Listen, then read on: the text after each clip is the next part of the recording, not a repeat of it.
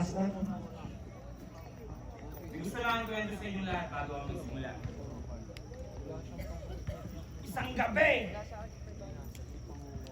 nasa tabi, ako ng beach coat nakikipag-sex. Si Mike Sweet biglang nag-text. Namatay yung kalaban mong si Romano pero meron na tayong next. Tanong ko, sino naman?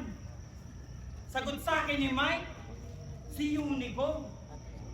King ina Mike, yung inis ko na huli mo.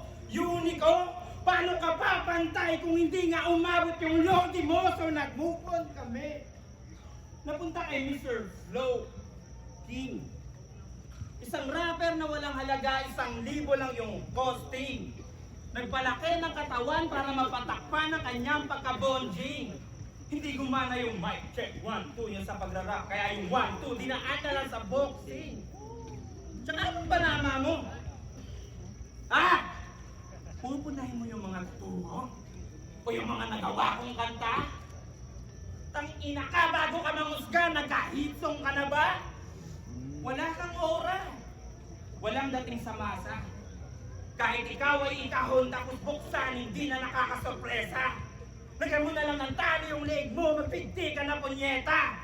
Oh, masa, kahon, tali, pinagsasalubong mo yung mga linya. Parang umihiwa lang ng pizza. Lalamunin kita drinks. Tila brownies na may dubing.